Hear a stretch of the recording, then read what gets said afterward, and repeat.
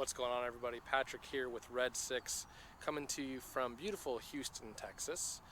I'm out here on business, and my plan has been, since I found out about this trip a couple weeks ago, that I was going to do a review on whatever rental car I got. Figured it'd be like a Camry or an Accord or Mazda 6 or something kind of mundane. And so I get out of the airport after traveling all day, walk up to the rental car spot, and in my spot is this, a 2021 Dodge Challenger. So, as you guys know, I've got a 2009 Challenger RT with a Pro Charger on it. This is decidedly not that. This is a GT, which means it's a V6. Pretty base model, but what's cool is mine is an '09, so it's kind of the early, it's like the second year the Challenger came back. And then this is the facelift model. So it's got the updated interior, a little bit different suspension geometry. It's basically the same car, but not exactly. There's different headlights and taillights and things like that. So I kind of was like, okay, well, let's do something with this. This is kind of a cool opportunity to compare two different Challengers that are totally different. Mine's very track day, got suspension from Hotchkiss on. It's lower, it's got big sway bars. It's got the Pro Charger. It's got all this stuff. This is a brand new V6, the economy Challenger, if there's such a thing, like the daily driver. So I'll kind of compare and contrast a little bit, right? Is you go, okay, this is a V6. That means it's got to be a little bit nicer to drive, perhaps. Maybe it's a little bit better on gas mileage. It is not. Let me show you here.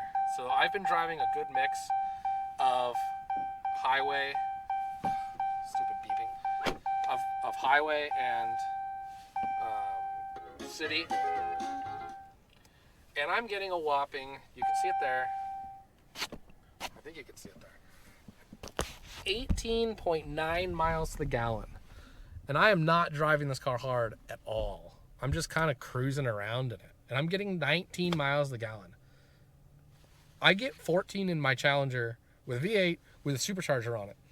And I drive it hard. If I cruised around, I'd probably get 17, 18. A V6 is not worth it to get 1 or 2 more miles to the gallon. Like, yes, the V6 isn't as slow as it used to be. People used to make fun of them and stuff, and they still do. It's not slow. I mean, this car's not fast, but it's not slow. I mean, it's 300 horsepower or something. It's pretty responsive, but, I mean, if your choices are to buy a new V6 Challenger or like a 1 or 2 year old 5.7, buy the V8 every time. Like, this is crazy. I thought this was going to get like 24, 25 miles a gallon, but I mean, I'm not even getting 20. Like, it's crazy. Like, totally not worth it, in my opinion, for the little bit of cost savings. As well as far as the engine's concerned. But then you kind of look around. The interior is nicer looking. And at first I was like, well, okay, this is so much nicer than my '09. But then I drove it for a couple days. I've had this car for 3 days now. And you know what? I think I prefer my old one. Like, this has the cool gauges with a screen in the middle. It's nice. Mine has just like the 4 gauges. These, I just don't like how you have to stop and kind of look at it to know what it says. Like, the center sections have like the icons for check engine and seatbelt and all that, and it takes up a lot of real estate. Like, I don't really like it. And and the center console is nicer. This, if you have an automatic, like, this is kind of a nice little shifter, but it's still big hunks of plastic. Like, it's not. I thought it was gonna be way nicer than this. So it's nice. Don't get me wrong, it's nice. But in my opinion, I don't think it's really any better than the '09 or that generation. It's just different. But other than that, I was impressed with how smooth the car drives. That might be a combination of mine has 170,000 miles on it and track suspension type, performance suspension. Bigger wheels, I got 20s, this has 18s. So all of that probably all plays a part in it. This is a much smoother riding car, no doubt about it. Like, this drives really nice. It still handles all right. But bumps in the road and stuff. This is a very, very cushy car. This car with a V8, I think, is perfect. Like, for just a daily driver, road trip type car, whatever. And I think it's great. So this car drives really good. It shifts good. My only complaint about how it drives is the throttle pedal is weird. Like, it's very touchy at first. Like when you first leave a stoplight or a stop sign, it's like woo, and it feels like you get 50% throttle almost immediately, but then nothing. Like it's like whoop, and then it just stays flat, and then you go full throttle and it goes just a little more, and it's really weird. So I don't know if it needs a calibration or something, but I doubt it. This car's only got 3,000 miles on it, so definitely I don't love that. You know, there's a bunch of, it's a newer car. It's 12 years newer than my car or so. So things like the proximity key is nice. Not have to take a key out of your pocket. But one thing I didn't know is that the proximity key comes with kind of a big downside, in my opinion, and that is that you get a much uglier door handle. Like, that sticks out a lot. I think that door handle's horrible looking. Like, mine's nice and flush, and it seems like such a silly thing, but I guess they got to put electronics or something in there in order to allow the proximity key to work. And it's not a good trade-off in my mind. Like, yes, it's nice to keep the key in your pocket, but it's a weekend car for me and for most people who own Challengers. So it's not that big of a deal to take the key out of your pocket. And that door handle is bulbous. Like, it's gross looking, I think. You know, so that's like a major downside in my opinion. Things like the steering wheel, way nicer than what the factory wheel was in my car. Like, not even in the same league. This is so much nicer. Storage space is like all the same. Center console, like I said, it's basically the same thing. For the glove box, same thing. It's got map lights back here, which is cool. I don't know how to turn them on, but that's nice. Backseat room's the same. It's the same car, you know, basically as mine. So there's nothing groundbreaking here. It's just kind of the newer interior, the newer headlights and taillights, which are very take it or leave it, because it's just, you either like one or the other, you know. Like, I don't have a preference really either way. But like off the showroom floor, this interior is newer for sure. But, you know, if you're somebody who's going to change things, like I changed the steering wheel in my car, seats are changing right now, like a bunch of other stuff. It doesn't matter. So like, I personally I don't like the shape of the dashboard in this car. So what I'm getting at is that it's not even second gen, is the refresh, the facelift Challenger, to me, it's just different. I don't think it's better. I think it's just different. So if you're somebody who's on the fence about buying a Challenger, you got to think about performance, right? Like, are you buying it for performance? If so, do not hesitate to get the pre-facelift, you know, the 08 to 14 or whatever it is. Don't hesitate. It's just as nice, drives just as good. You know, you'll get it a lot cheaper. You can get performance for a lot less money.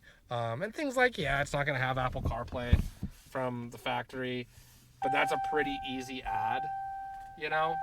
I have Apple CarPlay in mine. It was like $300. Pretty easy install. It took me like 10 minutes. Got it from Crutchfield. Stop beeping at me. And for me personally, I don't care for these screens in the dash. Like, it's cool. It doesn't actually give me any more info than mine does. It just looks nicer. Like, and it's just more stuff. I don't like not having an analog fuel gauge, temperature gauge. I like having those be an actual gauge, not just a display. I'm sure they're all digital, but I just like having a gauge. You don't have to think about what you're looking at. You just look at it. It is the same car, you guys. It's the same car. It looks a little different inside and out. The V6 is okay, I guess. For 20 miles a gallon, I don't see the point. So I'm going to take you for a little bit of a drive here. And then when I get home, I'll take you for a drive in my 09 Challenger. So you can you're not going to obviously feel the difference. You're just sitting here on a GoPro. But it might give you a little bit of an idea. It's quick enough to get out of its own way. It's just boring. Like, and it's so weird for a Challenger to be boring, but it is. Like, it doesn't handle that great. It doesn't accelerate that great. It stops all right. But I mean, you just need the power on these to get over how heavy they are. We all know they're heavy. There's no getting around it, whatever. I mean, look at it this way, right? If you just cannot spend more than like 33 or 35 or whatever these cost now, and you've got to get a new one, and you just love the look of them, then okay, the V6 is an all right option. But for most people, I think buying one that's a couple years old so you can get the V8 is well worth it. Like, even if you don't care about how fast it is, just the sound alone is worth it. Just the feeling that it gives you. It's like I said, I expected this car to get 24, 25 miles a gallon. It doesn't. I'm getting 19. That was the shortest light? What the hell, Texas? Okay, light finally turned green. So, like I said, it drives fine. It drives nice. It drives nice. It's a good driving car. You know, you don't feel bumps in the road. It's very smooth. Power delivery is very smooth. Transmission shift's very smooth. It brakes very smooth. It's handles fine. Doesn't do anything special. And that's the problem, is that these are like a mid $30,000 car, or low $30,000 car anyways. And you can get one with 10, 15,000 miles on it with a 5.7 for like 25 used. An SRT can be had for, depending on what year you want, low 20s. A Scat Pack, mid 20s. Hell, you can get a Hellcat, if you don't mind some mileage, you can get a Hellcat for like 43, 44. Like, I know you get better interest rates on a new car, so a lot of times that's the difference, but I don't get this car. And here in a second, like, snap of the fingers for you guys, we're gonna hop into my it's not a Hellcat, into my Heckcat, as I call it. My supercharged 5.7. And it's not, I mean, it's 530 horsepower or something. It's not anything super excessive. But I mean, I'm 20 grand into that car. Like, it has a ton of miles. It has 170,000 miles on it. I get it. And that's not an option for everybody. But here's the thing, is that it has not let me down at this point. I drive it hard. I track it. The only thing that's ever broke on that car is the clutch. It was the original clutch at 170,000 miles on it. It had 4 track days on it. And I don't know how the previous owner drove it. I'm cool with the clutch going out at 170,000 miles. That's fine. It was a pretty easy swap. That's the only issue I've had. Like, that's it. I got a blower on this thing. I've got tons of suspension work, sticky tires. I drive it hard. It's never given me a problem. So, I mean, I'm saying, like, yes, I know that's probably a unique situation. I get it. But, man, it's, you know, knock on wood, it's been a very reliable car. So I wouldn't hesitate to tell somebody buy a 100,000 mile Challenger. It just isn't going to be an issue. Like, in all likelihood, you buy one that's been well taken care of. You know, don't buy one that's been driven into the ground, and I just don't see the problem. I would buy that 100 times over this. You know, it just doesn't make any sense. So with that, it's starting to get dark. So I'm going to cut to home in California, where we're gonna go over my Heckcat a little bit and make some comparisons.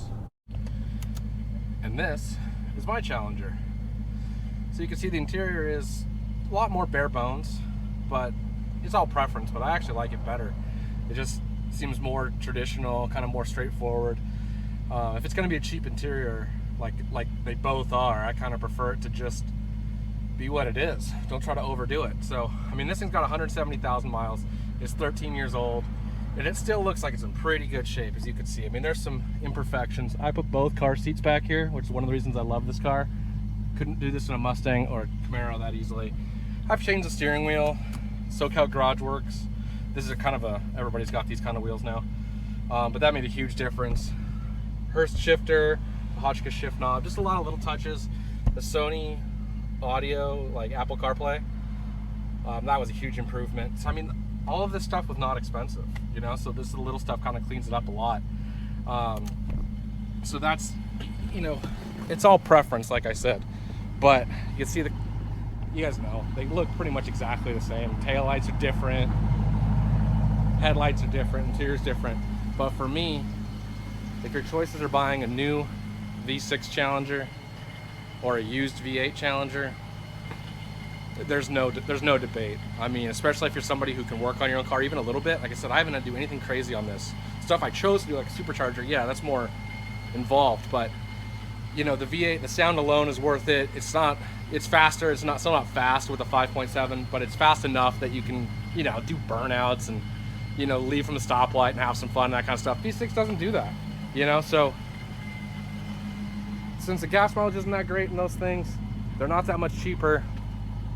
I don't think this is breaking news to anybody, but if you're gonna buy a Challenger, get a V8, even if it's a used one. So that's what I did, and there'll be a lot more about this car in coming episodes. We're gonna take it to the track again pretty soon, show you guys what it can actually do.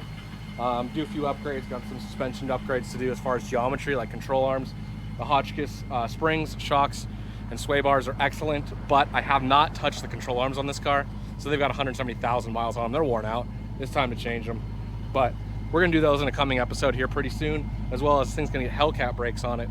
I'll show you guys exactly how to do that if you've got a 2011 or older Challenger or Charger. That used to be really difficult because the spindles are different. There's now a way around that for not a ton of money. It's still expensive. Brakes are always expensive, but I'll show you guys all about that coming soon. So that's my takeaway from going to Texas. Buy a used Challenger. Thank you for tuning in, everybody. I'll see you next week. Don't forget to check out red6.design. T-shirts are on the way to me now, as well as hoodies. They're getting ready to ship, so make sure you get your pre-order in so you can get in this batch. If you miss it, you're going to be waiting a few months for your shirt, because if you're not part of this first batch, we're not going to have another run of these things until end of summer. So get in there now. If there's something you have your eye on and you weren't really sure, now's the time to get it. You want to get in this first batch. If you don't have the money, use PayPal. You know, you can finance it, 0% interest, 6 months. It's awesome. You know, for a t-shirt, buy like 4 t-shirts, then it's worth it. So red6.design, check it out, and I will see you guys next week.